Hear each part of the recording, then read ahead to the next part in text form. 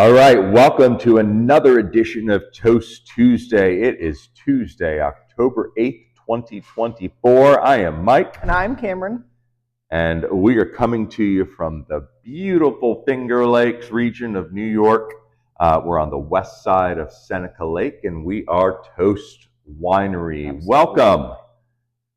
Cameron, let's get started. How was your week? Oh, I'm feeling so much better. You feeling better? Okay, I know we were both a little under the weather last week. We were.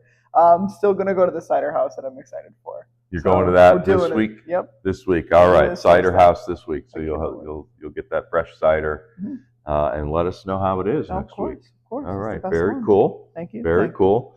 Our week was again focused on harvest. Absolutely. Super busy. Our first Riesling grapes came in. Nice. That's pretty exciting to get those beautiful Riesling grapes. We're getting 8 tons of Riesling, 16,000 pounds of Riesling. You know, we need a lot of Riesling. We do. We got to do our dry Riesling this year, our barrel aged dry Riesling. Nice.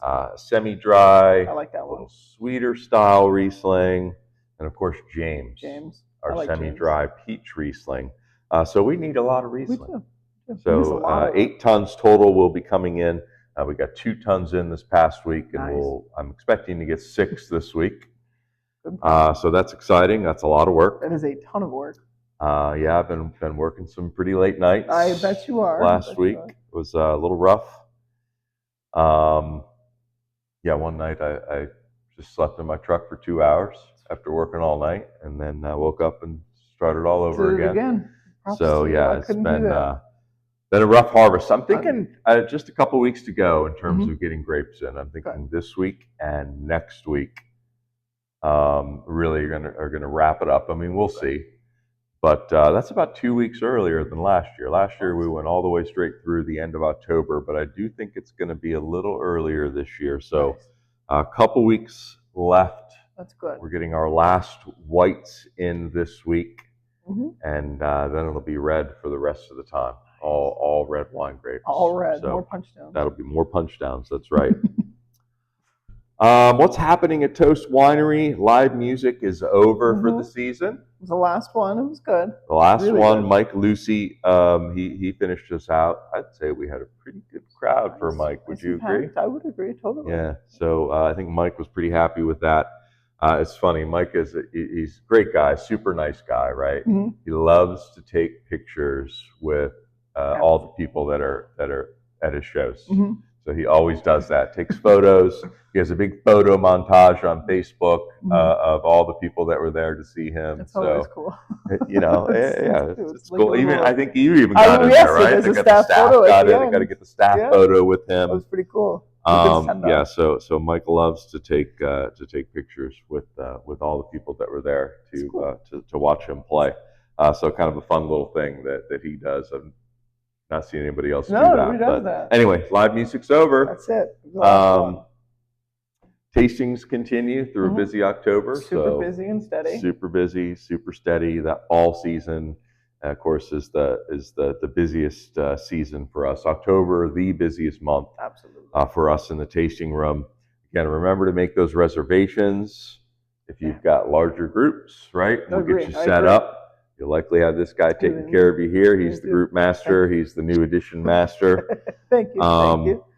Yeah, he does a great job, and he'll do a great job for your group or for your party. What's coming up next, right? Well, everybody's really excited for it. It's a wine and popcorn pairing. Wine and popcorn. That's right. So that's going to be our next pairing. That's true. Going to start in November. I can't wait for it. Yeah, this will be our 3rd year doing wine and popcorn. And we partner up with a great local popcorn, great couple that runs this popcorn company, FLX Popcorn. Fantastic popcorn. Yeah, great. Fantastic. It's just fresh. It's made right here locally. They do some great different flavors, and then we pair it with some of our great wines. So again, look forward to another great tasting experience here at Toast, different from the norm. Our wine and popcorn pairing will start in November. And we haven't done the pairings or anything yet. We haven't set that up, so we'll be doing that over the next couple of weeks. Coming soon. And yeah, that'll be that's fun. People do like the popcorn pairing too. Popcorn's fun. Yeah. So Cameron, what are we drinking today? Oh, our nice blue bottled Riesling, or Riesling 21. Yeah, our 2021. I love that we call it the blue bottle Riesling. Bottle, yeah, that is what we call it, the blue bottle Riesling. The blue bottle. It's a little sweeter style Riesling. So this is our Riesling that has a little bit of residual sugar in it. That just getting the Riesling in this week made me think about Riesling. So I thought, well, let's talk about one of our Rieslings that we have here. Yeah. Again, sweeter style, not overly sweet. 3.5% residual sugar, or 35 grams per liter, we say. Excellent food wine. This is a little sweeter style Riesling. Really makes for a nice food wine with a seafood, with poultry, with your creamy and your acidic dishes. This is a great wine to go with food, and you wouldn't necessarily think that, but with that sugar, this wine has really has a lot of nice flavor to it. Yeah, a lot of body, a lot of oomph to it. Ooh, just smell. It's got some great smells to it. Pear and apple are what really star in this wine. I can smell it right off the bat too.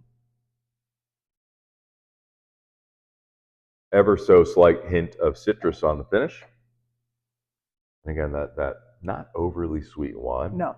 Really balances out that acidity nicely that Riesling can sometimes have. So I think actually it makes it kind of a bit of a smooth drinking wine. Easy. Mellow. We actually, just to go off on a little winemaking tangent, when we make our Rieslings in particular, we pay close attention to this, right? This is the star wine of the Finger Lakes. We want to treat it that way. When I'm making the wine, we will ferment each style of Riesling separately, and I will stop the fermentation when I believe it reaches the right sugar level that I want. Gotcha. So this way, we're stopping the fermentation with its own residual sugar.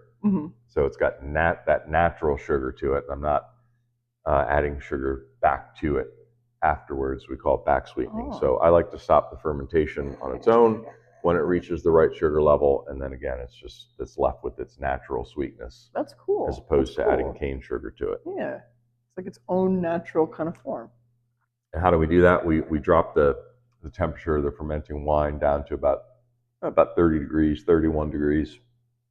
Leave it there for a week. It kills all the yeast, stops that fermentation, and again, then we've got some nice natural residual sugar. Beautiful. In it. So that's kind of cool. Why the blue bottle? We get asked this question a lot.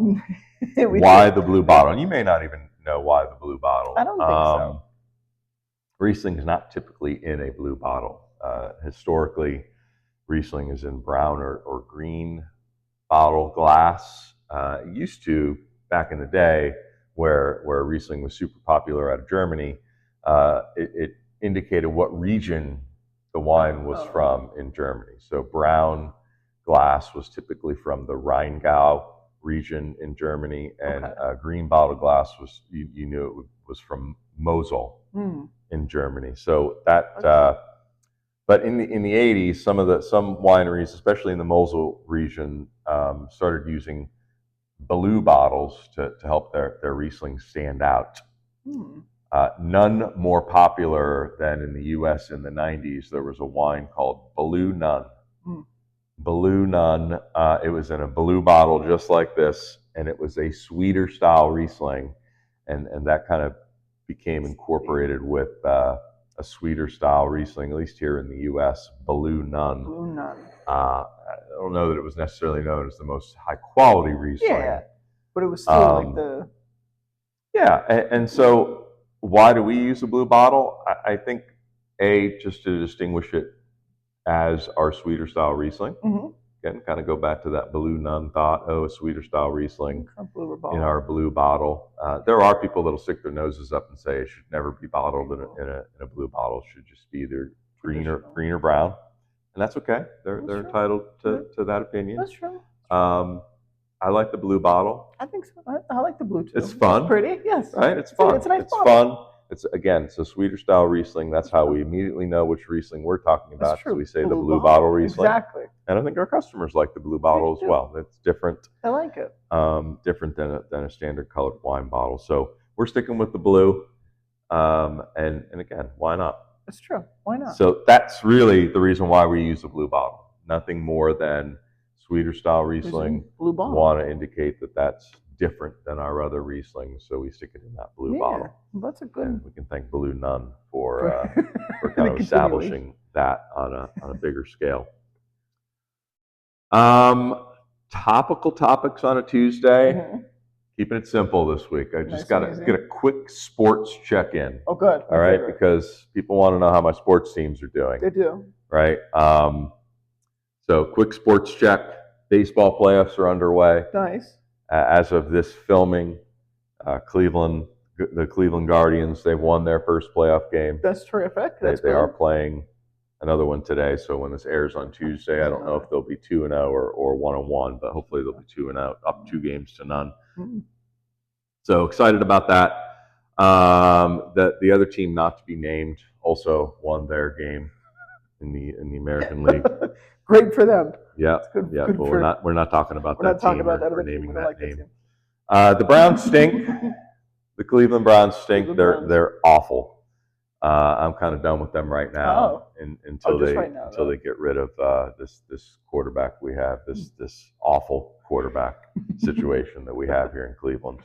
Until they do something about that, I'm done with the Browns. Good. Done with the Browns. They stink. Awful. So that's a quick sports check. That's where we're at. That's my sports check. Sports. Hopefully you guys are cheering and rooting for me. Let's do the top 5 list. So this is your top 5 list today. I picked. You did pick. What do you got for us? I felt like it was so zoo on my mind. I felt like we should do top 5 animals. So so continuing with the whole zoo thing, Animal Adventure Park. That's true. We're going to do top 5 animals. Okay. Top 5 animals. Okay. Am I going first? You're going to go first. Who wants to go first? It's your list. I'll go first. You can reveal your number 1 last, if you will. I'm starting out at number 5, kangaroos. Kangaroos. A quick side story. On a business trip, I had blessed with the opportunity to go to Australia once. Nice. Twice actually, but on a business trip, and we visited a local zoo in where we were staying, and they had kangaroos there, and you literally could, just like you go to like a zoo here in the U.S. and they have like deer or where you can feed the reindeer or whatever. They just had kangaroos. Like you could walk out there and they're walking around. They come up to you, hop up to you. Man, they're intimidating as hell when they're standing up, and they're big. Yeah, they're they are big. But kangaroos are cool. They're cool looking. I would agree. Yeah, I wouldn't want to mess with one though. They're gigantic. No, they're scary animals. Yeah. I'm number 5. I'm just gonna say like any kind of grizzly bear, like just a grizzly bear. Yeah. Okay. They're beautiful. They're just big and like kind of fluffy. You don't want to mess with grizzly bears. Neither. No. Yeah. No. Those. They're ginormous. I wouldn't want to mess with a grizzly bear. My number 4 is polar bear. Polar bear. Okay. Yeah, we had a zoo there's still a zoo there, but in town, where I grew up, and we went to the zoo a lot when I was a kid. I just like the polar bear exhibit. What's your favorite exhibit that they had there? Yeah, that was kind of cool. It's a good exhibit. See the polar bears. Sometimes they'd swim in the That's true. That's the best part where you could see them under. Sometimes they'd be on the top. Yeah. So polar bears. Polar bear. Number 4 are the parrots. Parrots. Different colors. Yep. Parrots. That's cute. Very cool. All different colors. Yeah. Parrots are cool. Thank you. Yeah, I'll go a little off topic with that and talk about my Australia trip again. I would see. Yeah.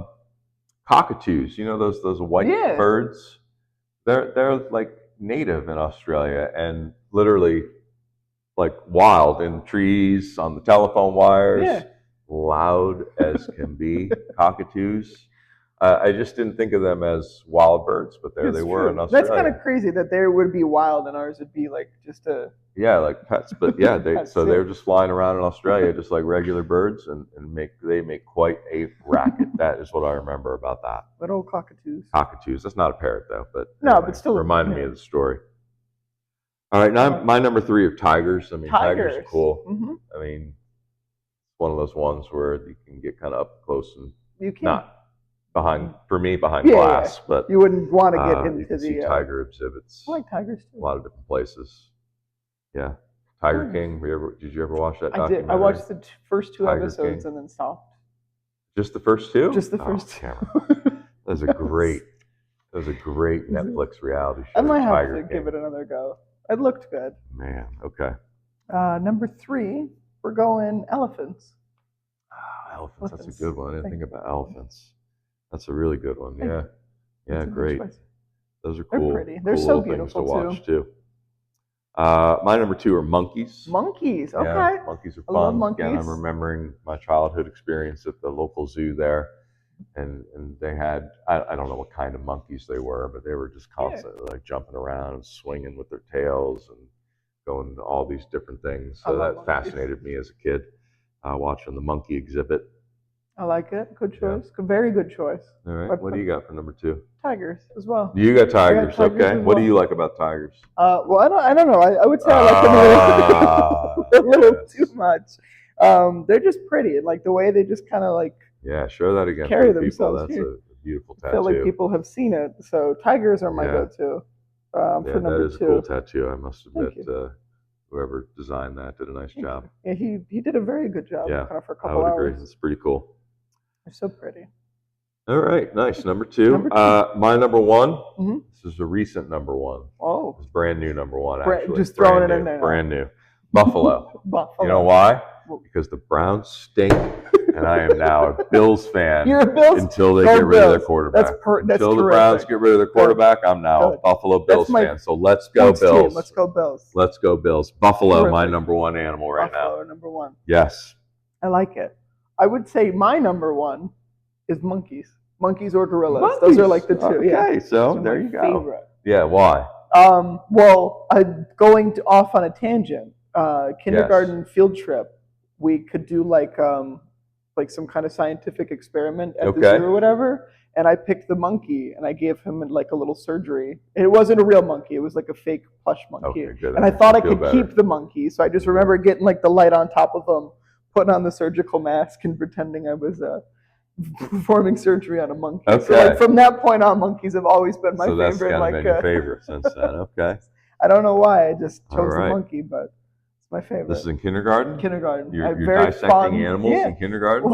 I was the only one pretending to do it. I see. It was not a class exercise. No, this was a you exercise. I put it on the table and put the light on him. I'm not sure if that's better or worse. But I just don't know why, but I did. Okay. But monkeys are good. Monkeys are my favorite. It's a good choice. Thank you. It's a good choice. Perfect. That's it. Kind of an abbreviated show this week. Perfect. Got things to do. You're busy. Grapes to manage. Wine to check on.